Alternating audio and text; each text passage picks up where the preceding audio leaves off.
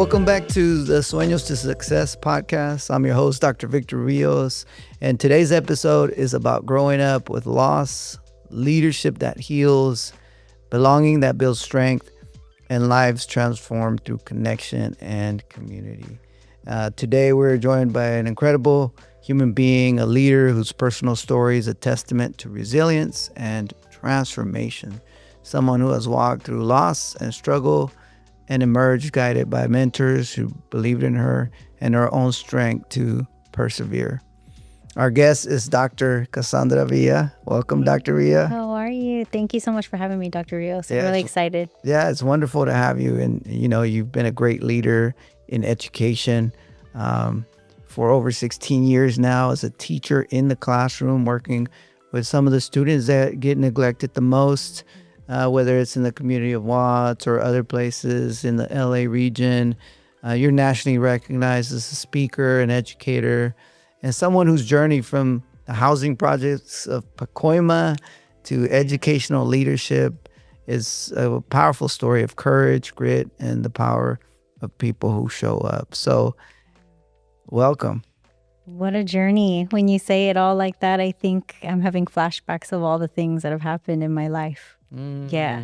So let's take it back to one of the flashbacks. Let's backflash to when you're like a little girl running around in the projects. What was that like, in terms of your family structure, the struggles that y'all were going through?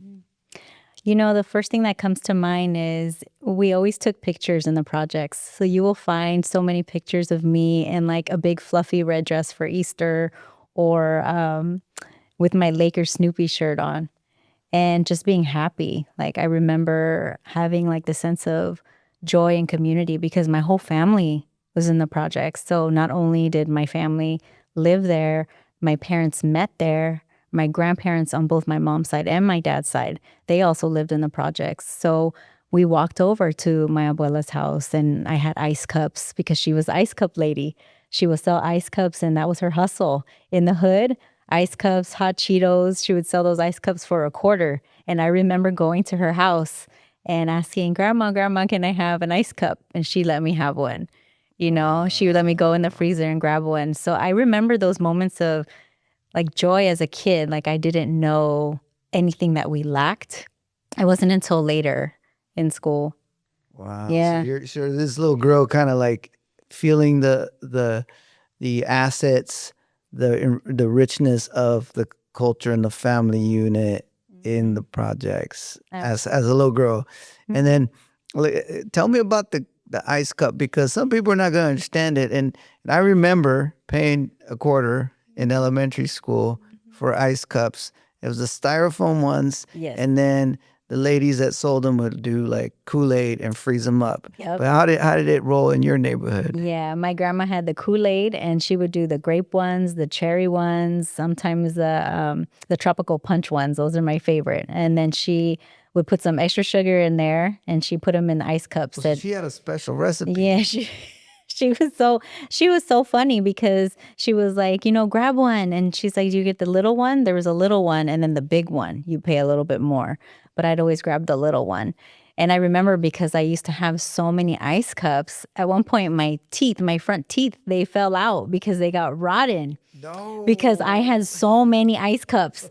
And so I lost all my front teeth when I was a little kid.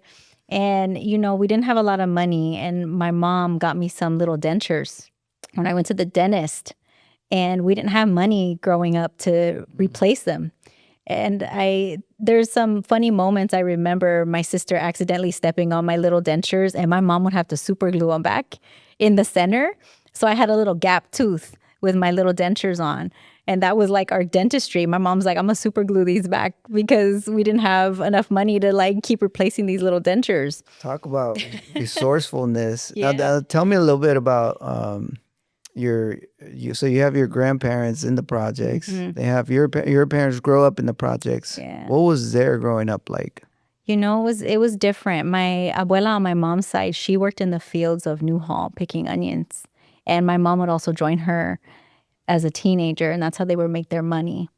On my dad's side, my abuela there, she was the ice cup lady. She would hustle, she had her kids and she would just work. That's what they did. They would hustle, they would work.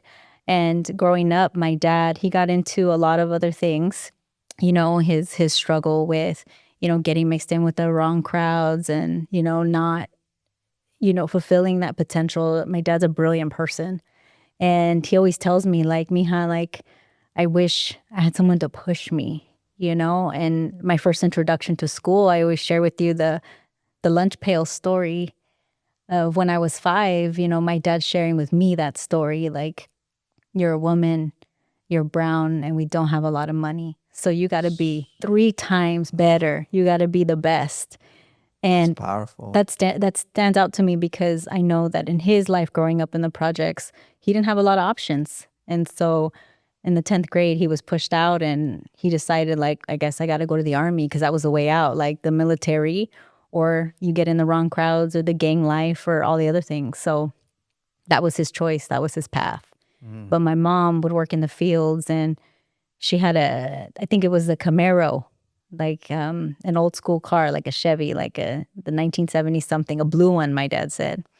And she would save up her money and she would go cruising. And so my parents, they hustled for their material needs, but they figured out a way to have, I think, joy, like, because there was community, but there was also a lot of violence too, and a lot of violence that they witnessed. And I think, I also grew up seeing some of that in the household. And I think that was really difficult too, because, it stays with you as some of your core memories. And it really stays with you. Yeah. So what age do you remember kind of just being exposed to that? I would say like 5, 6 years old. I'm the youngest of 4 daughters. And I remember my sisters always trying to protect me as the big sisters, to like, let's go take a walk, sis, or let's go around this corner so you don't have to see it. But when I got older, I understood, like, the drug addiction, the violence, those are things that were generational cycles. So passed down. I think a lot of the mental health issues and the addiction issues, those run deep. And not just, within my core family, but with extended family as well. And so being exposed to the prison industrial complex and Theos being in and out of prison or jail, like, that was normal for me. And I started to understand, like, oh, wait, this isn't normal once I started going to school, where my friends were, like, not talking about the same things, not experiencing the same things or being exposed to those things. So you're growing up kind of normalizing violence, and it sounds like domestic violence for you as a little girl. And you're like, oh, that's just a part of life. Yeah. That was your explanation in your world. Yeah. It wasn't until an adult. I think when you're an adult, you start to unpack and unlearn a lot of things. And until, like, therapy as an adult and self-care as an adult and really having conversations with my parents. And I think what I do know about my parents is, like, they learned how to be parents from their parents, and their parents learned how to be parents from their parents. So while they weren't perfect, my parents were present, and, like, they were always pushing me, like, mija, go to school. Mija, you gotta go to school. My mom had a 3rd grade reading level, but she was brilliant. Like, she was such a creative. She would build things with her hands. She would be resourceful and have a spell checker in her bag. I mean, she was a dentist. Yeah, she was a dentist. Putting together, orthodontist, putting together your little teeth, your little artificial teeth. My little that's dentures. super resourceful, Oh, I remember. That's incredible. Yeah. And now your dad was, as you mentioned, starting high school, was caught up back and forth, impacted by both. Was he in and out of the criminal justice system? Was he caught up in drug addiction? I think that happened, like, when he went to the army. So his choice to go to the army and do the GED was a way out of that. But his immediate family, they had a lot of, like, issues with in and out of jail. So it was like he saw it and he's like, in order for me not to get wrapped up in this, I got to make sure that I'm not here. Like my absence is going to be something that's going to give me a different alternative, And so my dad went to the Army, I think, in the early 80s. So before he had me. Mm-hmm. So he's a vet. He went to the Korea, South Korea. Mm-hmm. Okay. In the 80s, yeah. Wow. And then did he come back? Well, growing up right in this area, you must have, and you mentioned violence and being pushed out, and Yeah. he's probably, experiencing trauma. Mm-hmm. Did he come back from the Army also with some trauma? I'm pretty sure. Like we often don't talk about it, but I know my dad always talks about how he fought for this country, and he's like, and I know that my daughters are going to reap the benefits of it when you go to school and get an education. Like he would always push for that because he's like, I don't want you to grow up like I did, mija, and see the things that I saw.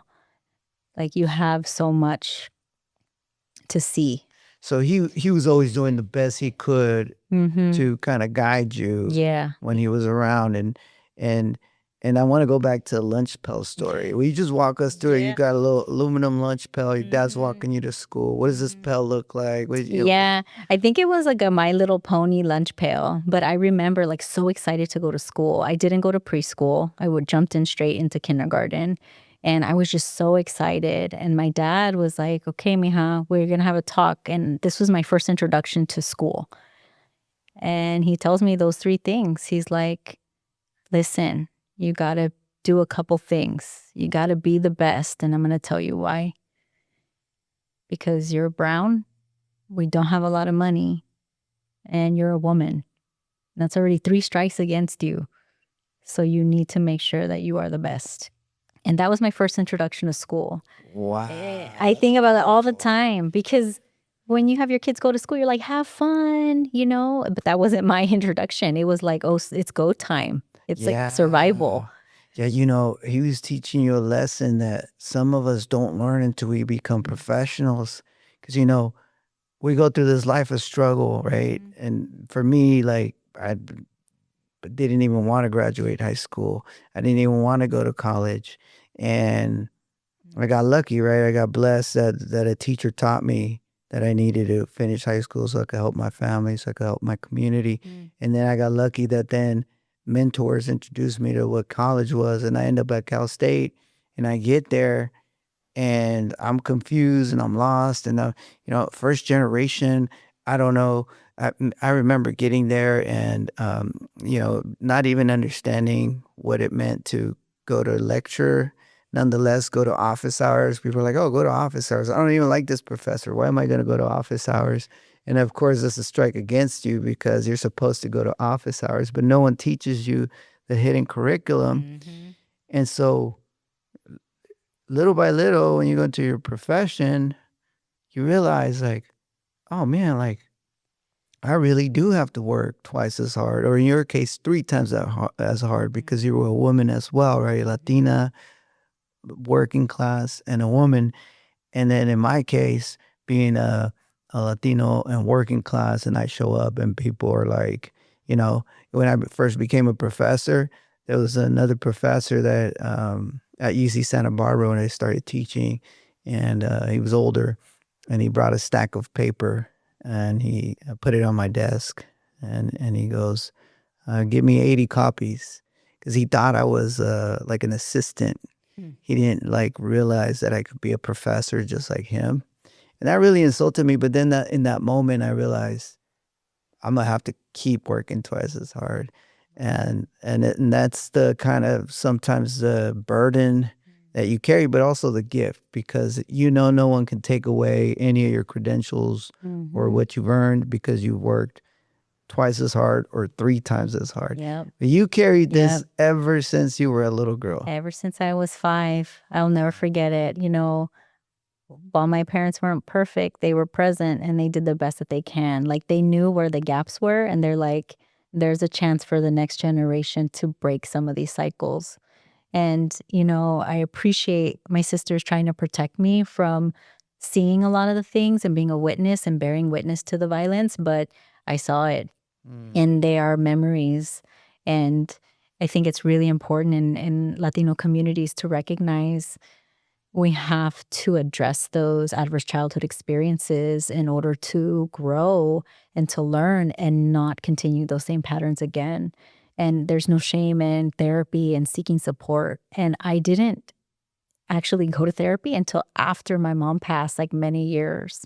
And I think about that. I carried that resentment, that anger, that closed off kind of attitude for so long because I was taught, like, you just don't talk about your business. That's just the cultura. You just don't talk about it. But I finally mustered up the courage to break that. Like, no, I need to talk about it because it's literally going to eat me up. Yeah. Yeah. Yeah, that trauma. When you're little, you kind of learn to normalize it and then disguise it and hide it. Yeah. Wow.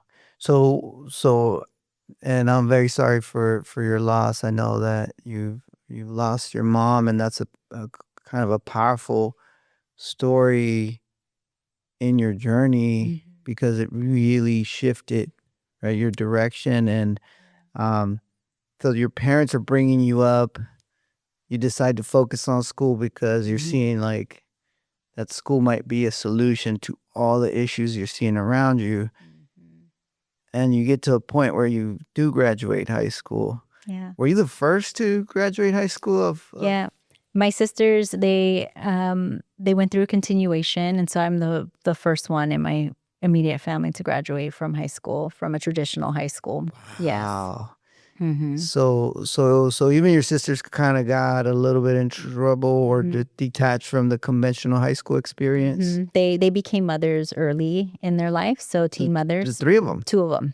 Two of them did earlier, but one of my sisters even like tried to finish faster because circumstances. But I think what's interesting is I think it gave them a sense of like direction, like, man, I got another life I got to take care of. And my nieces and nephews, I have 9 of them now. Wow. If I count all of them correctly, they're pretty awesome people. Like my sisters did a really good job for the resources they were given, the lives that they lived. Because you can live in the same household and experience something completely different than your siblings. Yeah. I am the baby. And so the largest gap is like a decade between me and my oldest sister. So her experiences and my other sister's experiences are vastly different than mine. I think so it's almost like it's almost like the 5 of them put all of like their hopes and dreams into you. Yeah. I think they always tell me how proud of, me they are. And I appreciate that. I have so much gratitude because it helps keep me grounded. Like never forgetting where I'm from. I'm from Pacoima, working class family, low income housing in North Hollywood. And then my parents scraped up money to buy this small little casita in Arleta/Pacoima. It's like this adjacent little city.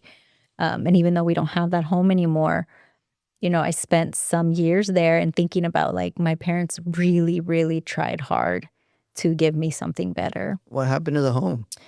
We ended up losing the home, couldn't keep up with, my dad was really sick and, with his addiction and relapse. And I think he never recovered from the heartbreak of losing my mom so early on. My mom was only about 50 or 51 when she passed, and I was only about 21 or 22.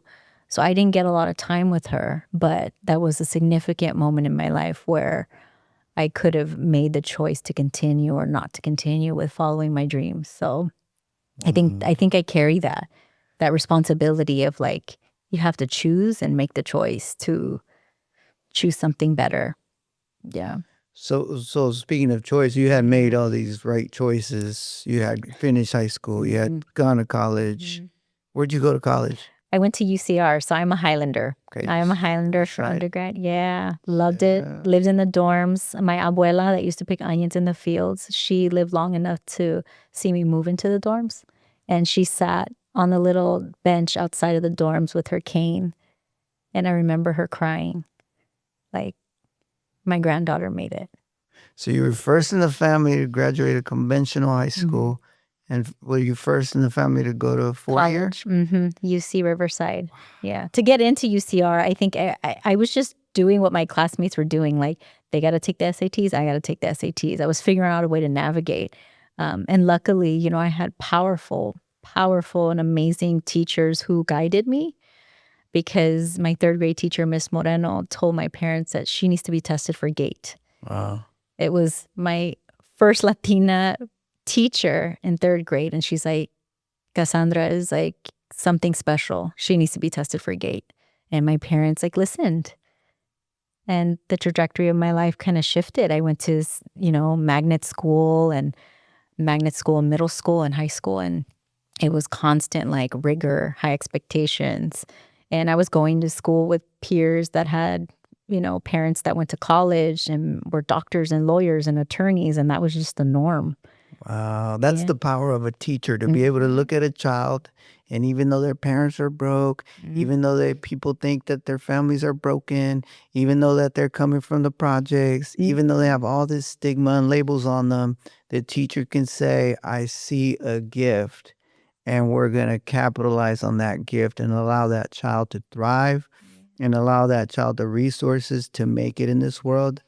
And because of that, Miss Moreno, third grade, it changed your outcome to be able to then be around other students that are like, I'm applying to the UCs. And you're like, okay, I'll do the same. It's not like you had two parents that knew exactly what every application needed to say. Mm-hmm. Wow. Yeah, it was a journey. I always think about it. It's like it was a trip. It was a trip. And my sisters, by that time they had moved out and lived their lives with their amazing kids and spouses and things like that. But I was the last one.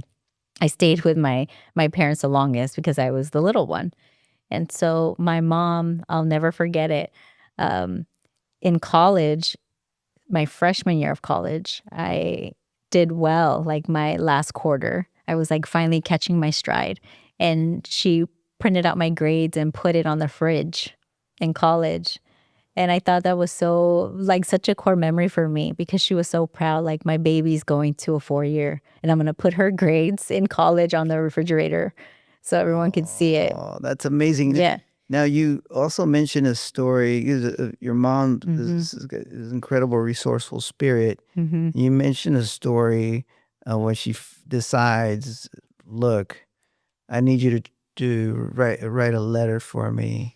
Can you tell us that story? Yeah. So this was in the 4th grade. I remember specifically.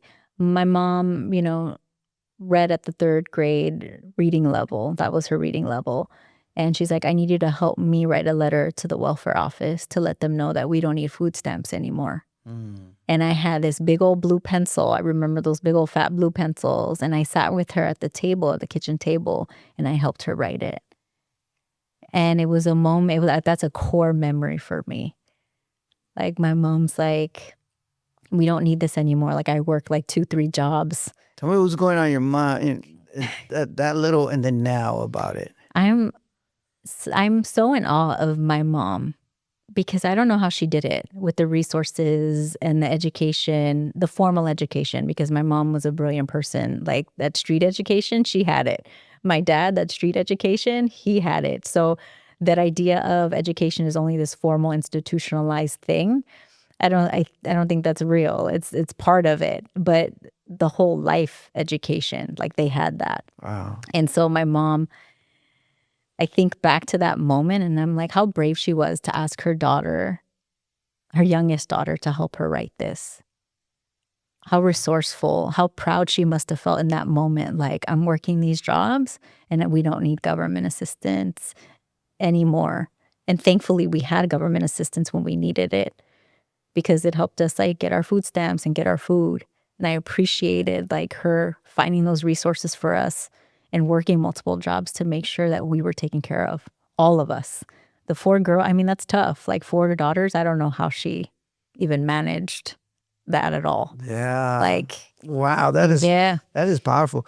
These growing up stories, right? So and our mothers being so resourceful, with me, my mother, we would also be on assistance, and then sometimes we go get in line at the government office, and they would give us sometimes I remember my mom wanted a housing voucher and we never got it, But she would wait and wait and wait and wait and wait in line.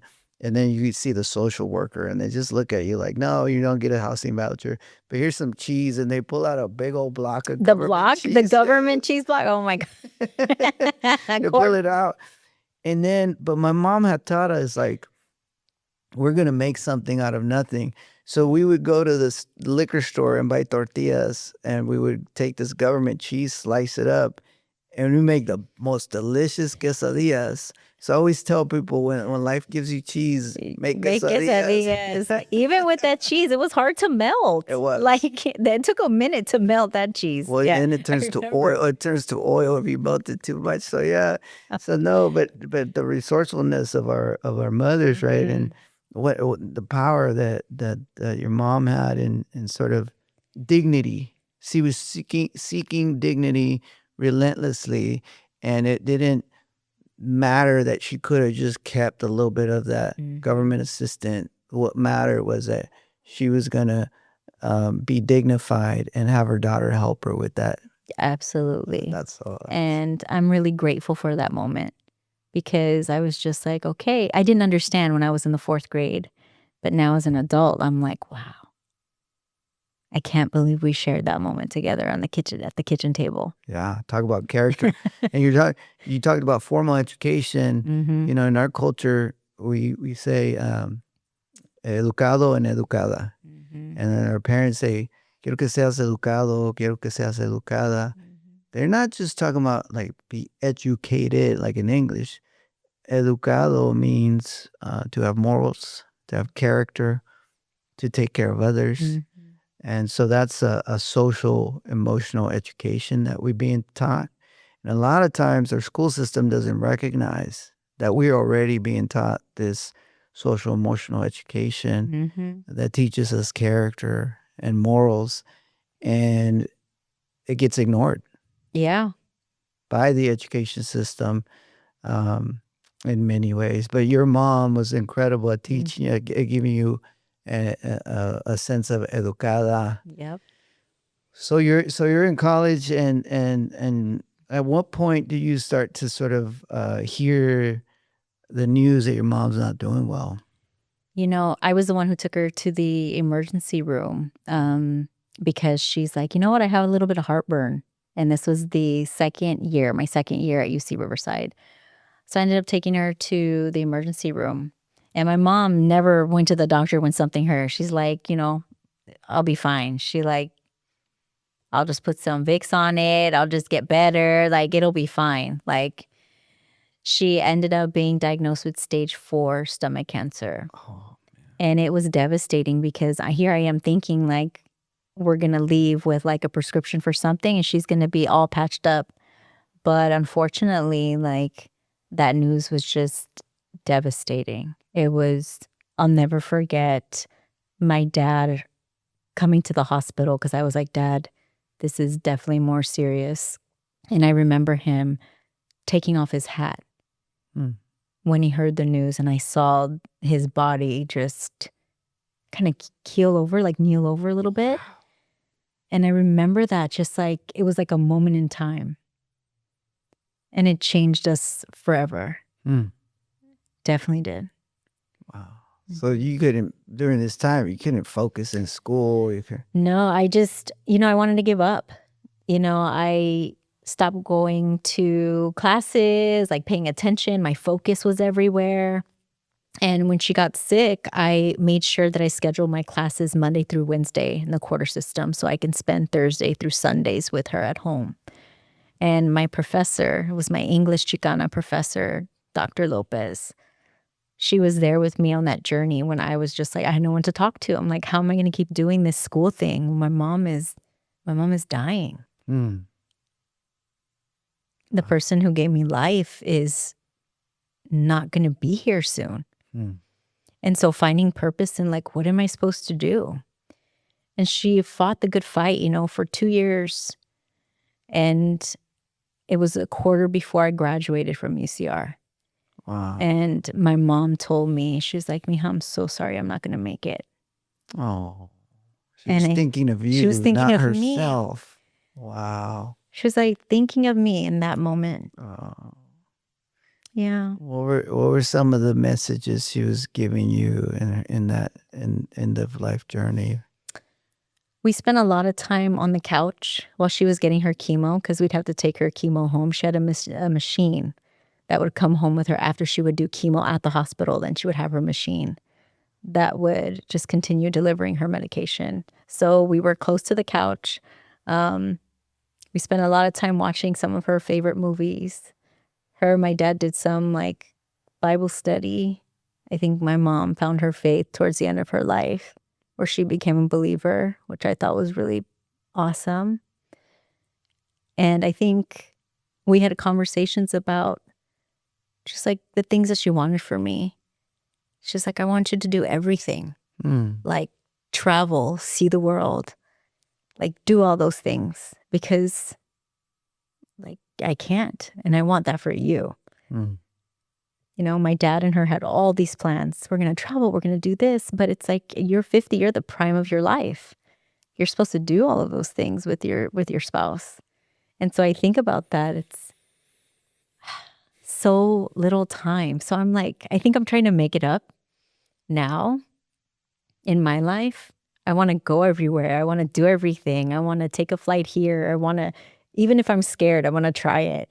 Because I know that my mom's like, try it, just do it. She was really like, she had an adventurous spirit, and I'm a scaredy cat. You know, I'm like, oh, but I'm gonna do it anyway. I'm gonna go experience it because I think that's what it is. It's like finding that joy. And so we had moments, quiet moments. You know, I applied to graduate school when she was laying on my lap.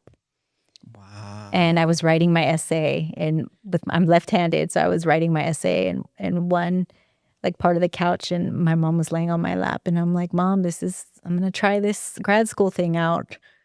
Who taught you about grad school? It was definitely my mentors. So, you know, in the sociology department, I was a double major in sociology and English, and so I had support on both sides with Dr. Lopez. She was awesome. She was like, you need to go to grad school, and I'm like, I need to get a job. I need to make money. She was like, you need to go to grad school. You need to continue. Whatever that looks like for you. And so when you came and told Mom, what did she say? And she's just like, what is that? You know, like, I'm like, I don't even know. I thought a bachelor's degree and that would be it. But she's like, just go all the way. Like, and I'm like, I'm going to go all the way. I'm going to go all the way. Whatever that looks like, I'm going to take that path. I'm going to go all the way. And somebody believes that I can do it. So I'm going to do it. And so Dr. Lopez just like, let's break down your apps. I had a professor in the sociology department, Dr. Brooks, and he was just like, all right, let's get you some scholarships. Let's figure it out. And the only grad school I applied to was USC. And that was the only school I got into because I only applied to one. And I got in on scholarship. Wow. Yeah, it was pretty incredible. And my mom didn't get to see that, but she was there for me and with me on the journey to that. Yeah. Yeah. Yeah. Wow. So you're with Mom. Mm-hmm. You know it's gonna happen. Yeah. But nothing can prepare you once it happens. No. It was February. And I remember just laying in bed for weeks. I stopped going to class. I just went radio silent. Like I just didn't want to talk. I didn't want to do anything. And I think my dad was really trying to be strong for like all of us. But that heartbreak is just, it just seeped into the house. Everybody felt it, you know? And as the youngest daughter, I was like, what about my time? Like, I didn't get enough time. I kept thinking about that. Like, I need to learn how to be a woman. Where am I going to learn how to be a woman from? Like, where is that going to come from if it's not your mom? And so I feel like that was the moment where I was like very resentful and bitter and angry. And so I went through my stages of grief, like sad, angry, all of the things to try to cope with this devastating loss. But I didn't realize that maybe now, where I am now, 15, 20 years later, her purpose in my life was to show me how love is so powerful and you really carry those people with you no matter what. You carry them forever. how are you going to carry them? Yeah. Mm-hmm. Carry them to the places where you are most seen, Yeah. and are most accomplished. Mm-hmm. Mm-hmm. Wow. Yeah. Whew. So okay, you get lost a little bit. You shut down. What brought you Yeah. back? I went to office hours, the place where we normally don't go. Dr. Rios, you already know how it is. Like I'm like, I don't want to go to office To hours. my students listening, to college students listening, to better go to office hours. It's so important. It's just like the great differentiator. You know what I mean? Like you end up like getting advice and consejos and empathy and all around just better attention than if you don't go to office hours. Definitely go to office hours. That was a place where I got my ecosystem of cariño that we talk about. And Dr. Lopez, she did that for me. She was just like, I need you to get up and I'm going to vouch for you. I'm going to advocate for you. I'll email all of your professors and let them know what happened. And because I couldn't do it, I mean, it was just too much to have to repeat that how many times. And I wasn't as close with some of them. And so when she did, it allowed me to go to all of their office hours. And they were just showing me so much grace as educators, as people. It was like the cariño I needed that I didn't even know that I needed. They let me make everything up. I ended up graduating on the chancellor's list. Wow. As I finished. So not just the dean's list that I got every year, but I was like, you know what, if I'm going to finish, I'm going to go out with a bang, even though all these things have happened. And I did. And when they called the names for graduation, I had them read my mom's name. Wow. Wait, they read your mom's name instead of your name? Yes. I wrote it on the card. Wow. In memory of Jenny Villa. Yeah. Wow. Yeah. That's powerful. Yeah. Because she was there. And that one was for her. Wow. You know? Yeah, definitely. Jenny. Wow. Jenny Villa. Jenny Villa. Wow. Presente. Woo. Okay, so you're walking that stage, your mom's there in spirit, your pops is there. But you're not done yet. You're headed grad school, and also you become a high school teacher. I do. What leads you to becoming this high school teacher? You know, it was my path completely changed. At first, I thought I wanted to be a medical doctor. And then when I took Dr. Lopez's class and I started reading about Chicano literature, and I started taking more English classes that focus on Black literature, indigenous literature, I changed my major to English. And I started tutoring on campus. And so many of the people that would come to me to get support for tutoring were like, are you going to be a teacher? And I'm like, oh, no, this is just because I need a job, right? And I started to really enjoy it. I'm like, you know, I actually really like supporting students and talking about their essays with them. And I think that there was just like a connection there, like a collaboration that I really enjoyed. And they would get really excited when they would come up with an idea, and I would help them kind of unscramble that idea. So when I applied to USC, I applied for their Master's of Arts in Teaching. And from there, I was like, I'm going to do secondary. I really enjoy like the high school, middle school age. I think that is such a turning point. It was such a turning point in my life to make decisions for post-secondary like education and higher education. So I chose to be a teacher in communities that were mirroring my own community growing up. So South Central, shout out to my students in South Central, because man, they taught me how to lead with heart. That was like my first introduction of this is culturally responsive teaching, and your job is to listen to us. So they taught you that. They taught me that. Like, you didn't teach yourself that. Yeah. So you showed up were you just trying to follow what you learned in your program? Yeah, I was just trying. They're like, we're not having that. They're like, and you know what was so cool is like the demographic was amazing because it was predominantly an all African American school. It It was an all-Black school. And that is a rare opportunity to be able to be mentored by some amazing Black women educators. And also thinking about all of my Chicana educators and Latina mother like that I had as my first teacher, because my mom is always my first teacher. Thinking about the brown and Black beautiful women who guided me on how to be a culturally responsive teacher. Wow. And the first step is to listen to students. Yeah. And they're like, no, we have a say. And I was like, okay. And so I think they really taught me what the power of student voice and choice was in the classroom. And we had a blast once I let go. Let go. Mm-hmm. Ooh, what do you mean by that? Because so many of us are kind of, we don't know it, but we're power hungry. We don't know it, but we think that control means to not let people speak up. We don't know it, but we think that to be a good educator is to contain the classroom. Mm-hmm. Classroom management, compliance, all the things, have good classroom management. My students taught me, you're going to build community with us. We want to build community in here. We want to have fun. And I just remember, I had so many students who, English may not have been their favorite subject. However, many of them were creatives. They were musicians. And I'm like, you know what? We're going to bring in and mix that literature with your love of music. So when we're reading about the Harlem Renaissance, I want you to play in class.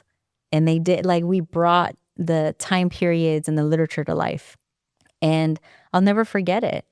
I'll never forget the things that we learned in class together and how they would speak up for the things that they wanted to learn more about, because I would ask them. So for me, it was like, I don't have to teach how I was taught.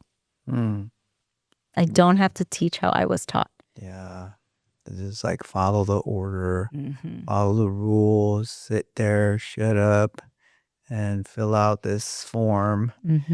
So for a teacher that's out there listening, what would be your 3 strategies you would give them for bringing out student voice? Because I know you've become a nationally recognized expert on student voice that trains different districts on specifically this. How do we get not just your ASB leadership, high achieving, high performing, whatever you want to, label them, students that are doing great academically. I'm talking about the other great ones, the ones that have potential but don't have the grades, the ones that have potential but have been told you belong over here in these low classes, right? How do you because you're good at bringing those students that have decided, probably consciously have decided, listen, I won't learn from you, because when I do open up and trust you, you break my trust and you make me feel down about myself and my family and my community. So that's why, as a system, sorry, there's no trust there. I'm just not going to learn from you. And sometimes educators think that a choice not to learn is the same as an inability to learn, right? So our students know how to learn. Oh, they do. It's just they've chosen sometimes to say, my only resistance now to this system that has broken my family, my community, and myself over the years is to just shut down a little bit. Yeah. So what are your strategies for uplifting those voices? That's an excellent question. I think over time, I learned this as a teacher. The number one thing I would say is letting go. Be the teacher that you needed when you were little. Who did you need? What did you need? We don't have to always repeat cycles. 2 is have those conversations that are not academic with your students.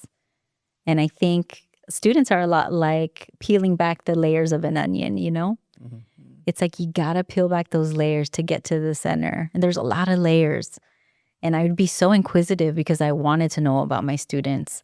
I would have them write to me, on Free Write Fridays, and I would write back. Give them opportunities to share with you a little bit of insight about their interests and their world. And then 3 is give them options to show you that they know their stuff. I would give them options like, do you want to do a skit? Do you want to, write an essay for me? Do you want to do a slideshow for me? Do you want to make some kind of video for me? what kind of artistic representation do you want to create? I'm going to give you choices to show me your mastery. And that was the most fun. The creative, the problem solving, the critical thinking, like brilliant. I had some of the most brilliant things emerge from my students because they saw that they had choice. Yes. And that was powerful. Yeah, that is powerful. And I mean, you've been in the classroom 16 years? Yeah, this is my 18th year in education. Wow. And this past summer, I taught ethnic studies, which was a blast with some ninth graders. They always keep you on your toes, ninth graders, and I love that so much because they're so smart and inquisitive, and so it can be applied to any discipline. Wow. Well, you've been such an incredible kind of guiding light for students, and I wonder if you have, for a student listening out there, or a young person, really anyone going through grief and loss. Maybe they lost their grandparent or maybe their mother,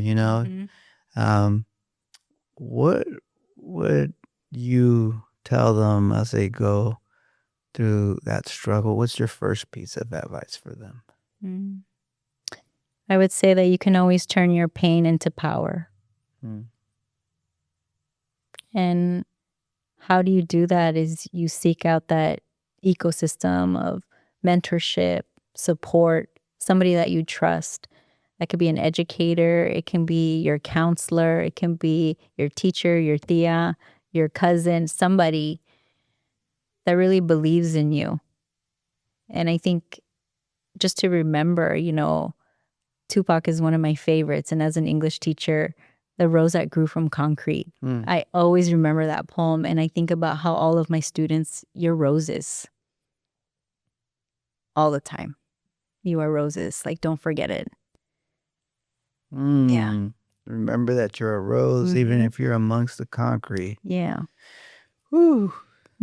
Yeah. So kind of turn a little bit into this segment that I like to do where, this is a real with Rios part. Okay. All right. We ready. And so I'm going to ask you a couple questions that I'm curious about. So very much that resourcefulness of your mother is incredible.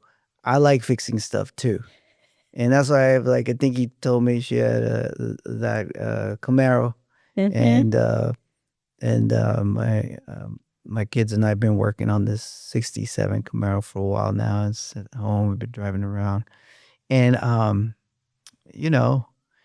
I've always, ever since I was little, we're fixing stuff, right? Something broken, like a broken TV or something, broken radio, to try to fix it. And I wonder, with you in your life, if you could fix anything at this moment in your life, what would you fix? Oh, that's a great question. I think one thing, maybe it's a regret, something that I would fix maybe in me is finding my faith sooner in my life. I know it's better late than never, but I think that my faith has grounded me so much. I wish I would have really leaned into the power of faith when all of those things were happening around me and to me. I think that's something that I would fix. But I think, broken crayons still color, right? So I think it's okay. We're gonna take that. We're gonna take that one and go far with it. Yeah. Broken crayon still color. What does that mean? Yeah, it's just the quality's still there, the color, the richness, it still works. It still works. So there's nothing inherently broken in me. I still can color. I still could, be rich in other ways. Just because a piece of me is missing or pieces of me are missing, it doesn't mean that I don't have color left in me, life left in me to continue. Yeah, that's powerful because it even changes my paradigm because I'm always what's something you could fix? But really what you're saying is sometimes you don't necessarily need to fix. it's okay to that it's unfixed as long as you continue on that journey. Yeah. Yeah.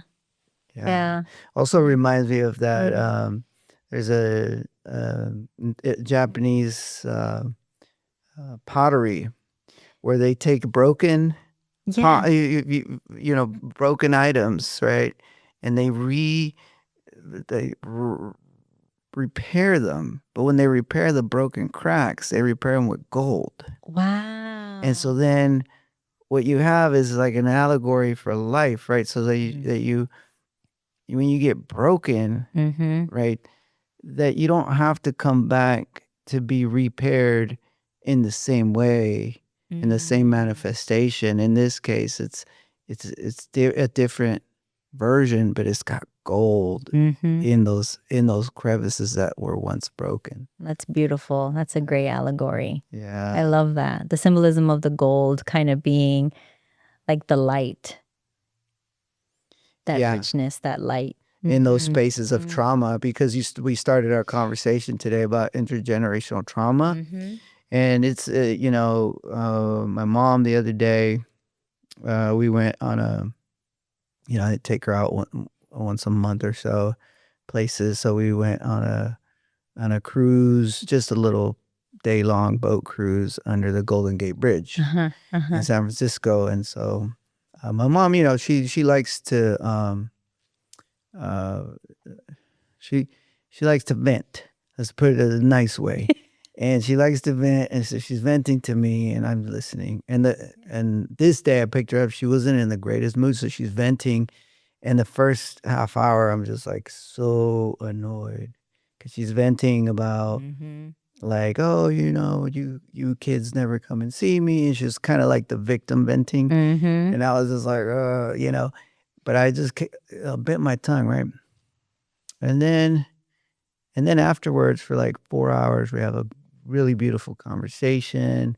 She's been walking the journey of therapy. And so she's like, talking about her therapist. So it's all good stuff she's talking about. She used to talk really bad about like family members, my siblings, myself, like everyone, right? And now she's kind of more into like just talking about the healing process. So that's cool. So I'm listening, but it's 4 hours of listening to my mom, right?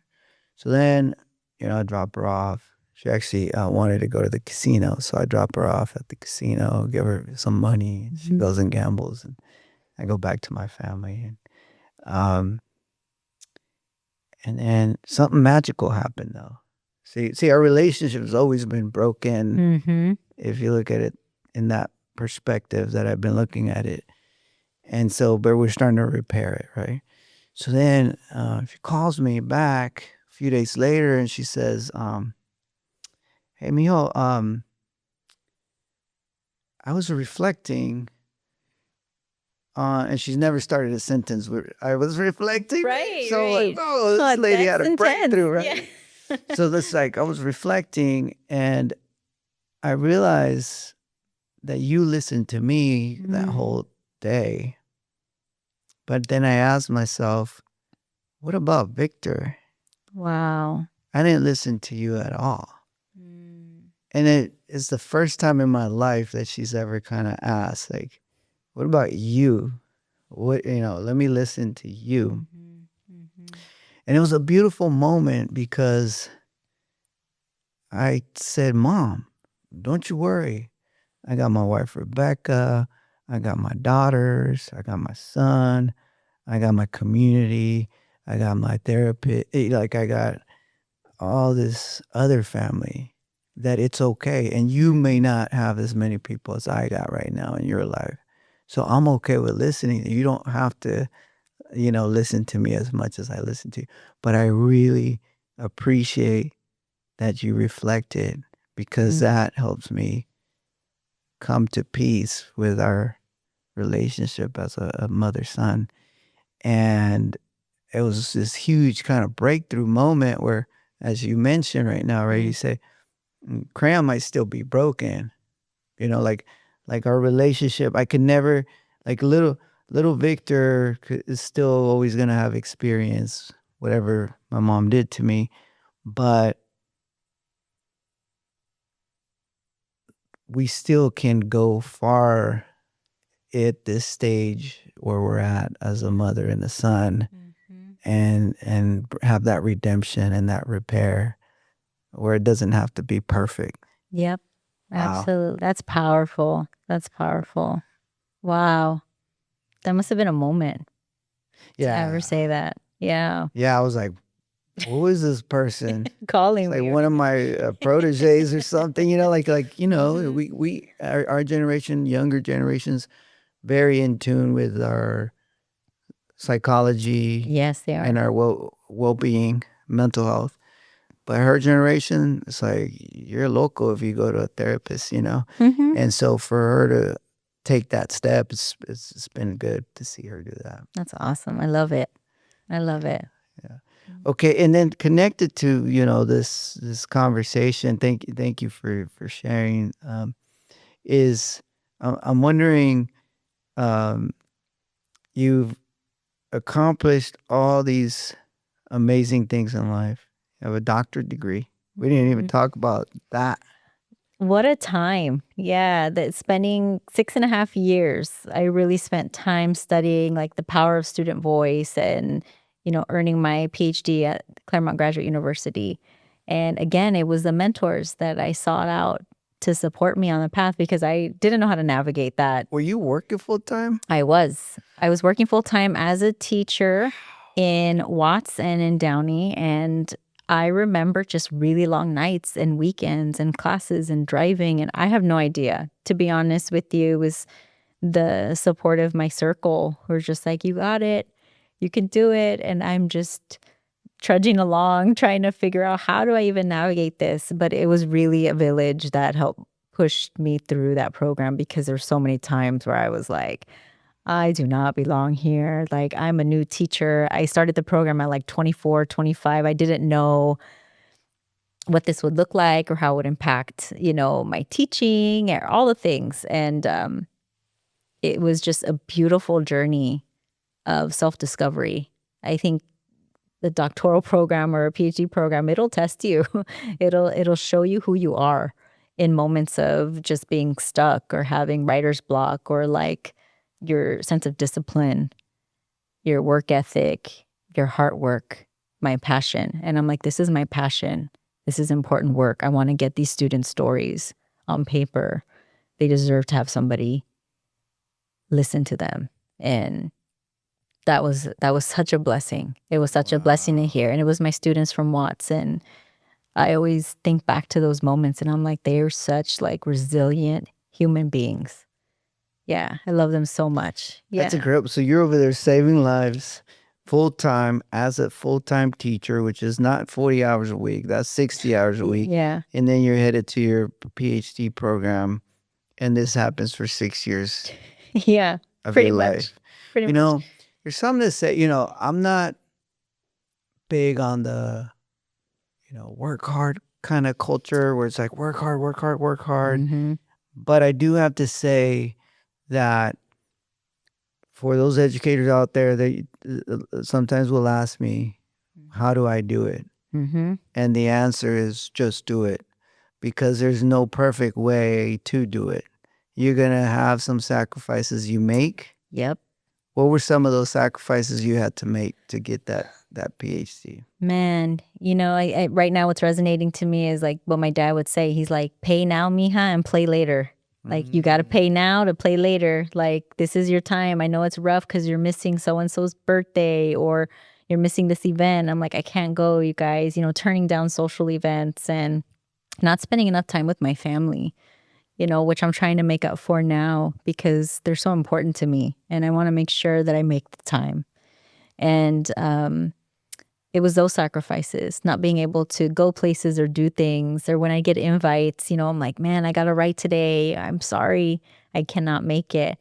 But setting boundaries, I think that's been powerful. Like, how do we set those boundaries where we have to kind of always work on prioritizing what works well? What can we like really make sure we're prioritizing time with our family? Because you need that love to help you go along your journey, to help you through it.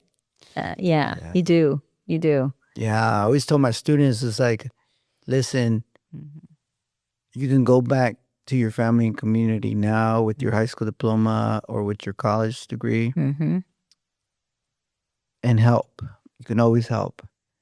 But what if you could triple or quadruple your impact with your family and community if you sacrifice just a few more years to go get those graduate degrees? Mm-hmm. Because then you really are a leader in the industry. Then you really become someone that can both have high impact in community and possibly even help your family out. Yeah. And Yeah. I know you have nephews and nieces that you're helping with the college going process, and Yeah. it's incredible to see just how you've impacted students along your journey. My wife Rebecca and I had the opportunity to meet you in New York City at a conference. This is when we first met you about 10 years ago. Yes, in New York City. We were at AERA, the American Educational Research Association. And out of all the thousands of sessions, because it's really overwhelming, ARA with their agendas and workshops and sessions, I went to your session, and that's where I met you and Rebecca. And I was just like, I gotta wait in this line because there was a long line circling around the room. I remember. I'm like, I'm gonna wait in this line until I meet them. Like, I gotta. And I remember seeing the push outs and the screening, and I just remembered tears just flowing like, oh man, these are my people, like doing the same heart work and the cariño, like life purpose type work, authentic work. And I know that in a lot of academic spaces, there's a lot of jargon, there's a lot of research, and that's important. And I appreciate that. But I really love just the realness of like, this is how we're going to help our communities because it's the praxis. It's recognizing that the theory and the practice need to come together to make action happen for our students, our families, our communities. It's not about us. It's about we. Like, what are we going to do? And so I always remember that moment. And I waited. And then I saw you again at the lobby at another hotel. All of us were like congregating. And I'm like, Dr. Rios, I need to work with you. Like, I gotta. Like, there's no way that I would have met you and Rebecca in New York for no reason.